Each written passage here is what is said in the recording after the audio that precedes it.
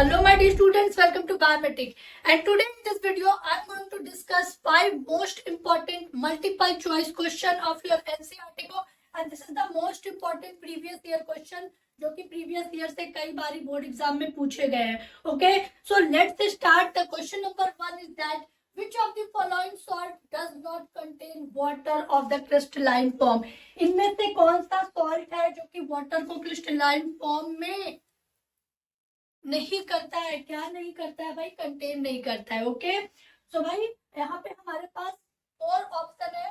Option number A है blue vitriol, option number 2 है baking soda, option number 3 है washing soda and option number 4 है gypsum. अब आप लोग घूम जाएंगे क्वेश्चन में कि भाई क्या करें, तो you should know about the chemical formula of this given option.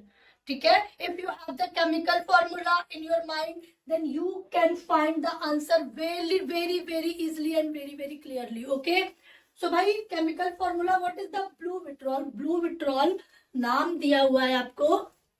blue vitriol जो nothing else, it is the जो आपका कॉपर सल्फेट का एक सोल्यूशन होता है. ठीक है, जो कि जब हाइड्रस फॉर्म में होता है, जब आप वाटर के साथ उसे मिक्स करते हैं तो वो ब्लू कलर देता है, और जब वो ड्राई होता है तो वो व्हाइट कलर का पाउडर होता है. ओके, तो फॉर्मूला इसका क्या होता है? That is the copper sulphate, तो CuSO4 पेंटाहाइड्रेट 5H2O.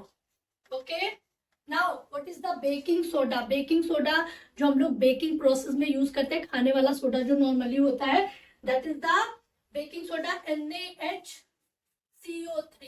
ठीक है, सोडियम यहाँ पे hydrogen carbonate. Now washing soda जो कपड़ा धोने के लिए यूज करते हैं, sodium bicarbonate Na2CO3 and 10H2O. ठीक है, this is the decahydrate. Now the gypsum आपको पता है, this is the hard substance of calcium sulphate, तो CaSO4. This is the CuSO4, this is the CaSO4. Calcium sulphate का hard substance होता है और with 2H2O. Now here we have the formula of these salts, और अब आप with this formula आप बहुत ही आसानी से फाइंड कर सकते हैं. देखिए, जो हमारा फर्स्ट ऑप्शन है उसमें भी हमारा वाटर सॉल्युबल है, यहाँ पर हमारा वाटर सॉल्युबल है, यहाँ पर भी हमारा वाटर है, but in the baking soda there will be no water crystalline. Okay, तो our option number B is the correct option, NaHCO3. Okay, तो इस तरह के क्वेश्चन के लिए you should know about the chemical formula. तो learn your chemical formula of your NCERT book. Okay, now the question number 2. Calcium phosphate is present in tooth enamel. Its nature is. हमारे जो दांत होते हैं, हमारे tooth की enamel में calcium phosphate present होता है. तो क्या ये बेसिक होता है, या ये एसिडिक होता है, या ये न्यूट्रल होता है, या ये एम्फिटोरिक होता है? Okay, so my dear student, this is the very important question. ठीक है, प्रीवियस ईयर का क्वेश्चन है, रिपीटेड क्वेश्चन है, और इसका आंसर कैसे फाइंड करना है कि भाई जो कैल्शियम फॉस्फेट है, ठीक है, कैल्शियम फॉस्फेट एक स्ट्रॉन्ग बेस होता है. ठीक है, जब एक स्ट्रॉन्ग बेस किसी वीक एसिड के साथ रिएक्ट करता है, तो ऑब्वियसली अगर बेस स्ट्रॉन्ग है तो जो आंसर आएगा वो भी स्ट्रॉन्ग में आएगा. आपने हेरिडिटी में डोमिनेंट कैरेक्टर और रिसेसिव कैरेक्टर पढ़े, यहाँ पर भी आप फॉलो कर सकते हैं कि अगर एसिड स्ट्रॉन्ग होगा तो रिजल्ट एसिडिक आएगा, अगर बेस स्ट्रॉन्ग होगा तो रिजल्ट जो आएगा बेसिक आएगा. तो यहाँ पे एक स्ट्रॉन्ग बेस और वीक एसिड के कॉम्बिनेशन से ये बनता है calcium phosphate. The formula of calcium phosphate is Ca2Ca3PO4 का होल ट्वाइस. ठीक है, दिस इज द Ca3PO4 का होल ट्वाइस, जो कि आपका कैल्शियम फॉस्फेट का फॉर्मूला है.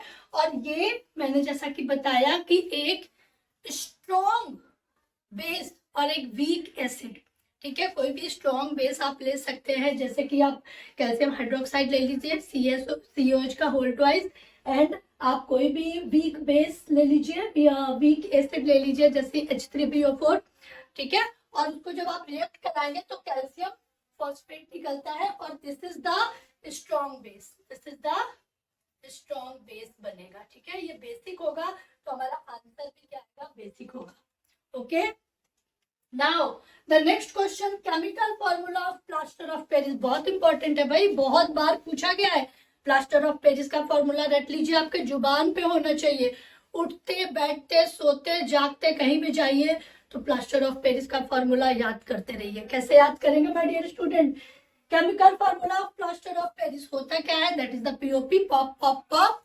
Okay, and this pop pop pop is known as the, हम इसको बोलते हैं calcium sulphate hemihydrate. This is also known as the calcium sulphate hemihydrate. So option number 3 is correct. Option number 3 is correct, calcium sulphate hemi. Hemi मतलब half, ठीक है? आपने circle पढ़ा होगा ना, सेमी सर्कल। उसी तरह से हेमी का मतलब होता है हाफ। हाफ हाइड्रोजन जो आपके वाटर मॉलिक्यूल है, that is the half. Okay, तो calcium sulphate hemihydrate, it is the plaster of Paris. ठीक है, बनने का क्या इसका फॉर्मूला है my dear student? Chemical formula हमको लिखना है, जब भी हम कैल्शियम सल्फेट को, कैल्शियम सल्फेट CaSO4 का होल ट्वाइस और 2H2O, जब हम इसे 100 डिग्री सेंटीग्रेड पे हीट कर देते हैं माय डियर स्टूडेंट, तो हमें मिल जाता है, क्या मिल जाता है? फॉर्मूला मिलता है calcium sulphate hemihydrate, that is the plaster of Paris. And this is the gypsum, the CaSO4 2H2O, this is the gypsum. ठीक है, this is the gypsum, hard substance of POP. POP पे जब हम water add कर देते हैं तो वो जिप्सम बन जाता है, तो this is the gypsum.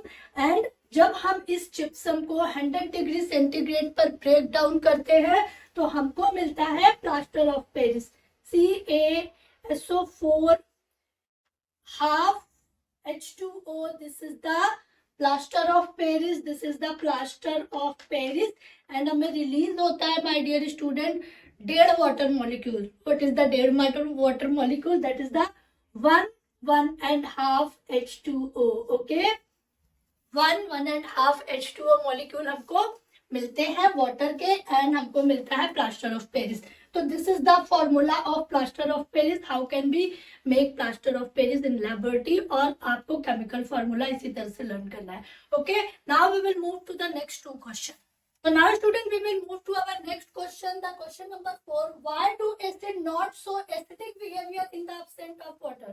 Okay, in the absence of water, acid not show the acidic behavior. This is the most important question, and this question is also including in your NCERT book. Okay, आपकी NCERT book में ये question है और बहुत ही important है, जो कि आपके previous year में पूछे गए हैं। Okay, so acid जो होता है वो वाटर की एब्सेंस में एसिडिक बिहेवियर शो नहीं करता है। क्यों? सो माय डियर स्टूडेंट, आपको पता है कि वाटर जो होता है, H2O जो होता है, ठीक है, ये क्या प्रोड्यूस करता है? हाइड्रोजन आयंस प्रोड्यूस करता है। ओके, तो जब भी हम वाटर के साथ किसी भी एसिड को ऐड करते हैं तो वो क्या हो जाता है? वो न्यूट्रलाइज हो जाता है। ठीक है, और ये हाइड्रोजन आयन प्रोड्यूस होने की वजह से। But in the absence of water the hydrogen ion does not produce, that's why the acid not show the acidic behavior। तो your answer is mentioned here, you can note down, you can take a screenshot, और definitely इसका answer आपको पता होना चाहिए। you should know about the answer, or you can also write down। now the next question, write the name of the following acidic salt and the basic salt formula। write the name and formula, आपको नाम लिखना है with formula बताना है। What is the acidic salt and what is the basic salt. ये बहुत ही common question है but बहुत इंपॉर्टेंट है, और स्टूडेंट गलत कर देते हैं। सो देखिए भाई, हमको नाम बताना है और फॉर्मूला लिखना है एसिडिक सॉल्ट का। तो जो हमारा एसिडिक सॉल्ट है, एसिडिक सॉल्ट, एसिडिक सॉल्ट कैसे फॉर्म होगा? जब भी हम एसिड को स्ट्रॉन्ग रखेंगे और बेस को वीक रखेंगे, ठीक है, तभी हमें एसिडिक सॉल्ट फॉर्म होगा। तो हम यहाँ पे एक स्ट्रॉन्ग एसिड, आप HCl ले लीजिए, HCl it is the strong acid. ठीक है, HCl is the strong acid. और जब हम इसे न्यूट्रलाइज कराएंगे एक वीक बेस के साथ, तो what is the weak base? क्या ले सकते हैं हम? Ammonium hydroxide. ठीक है, NH4OH। और जब हम इसे रिएक्ट कराएंगे माय डियर स्टूडेंट, तो क्या बनेगा भाई? देखिए, NH4Cl बन जाएगा, NH4Cl बन जाएगा, और क्या बनेगा हमारे पास? H2O। ठीक है, वाटर। तो ये न्यूट्रलाइज हो जाएगा हमारा अमोनियम हाइड्रोक्साइड और बन जाएगा NH4Cl, that is the ammonium chloride. क्या बनेगा? Ammonium chloride. तो अमोनियम क्लोराइड इज द क्या बनेगा? Acidic salt.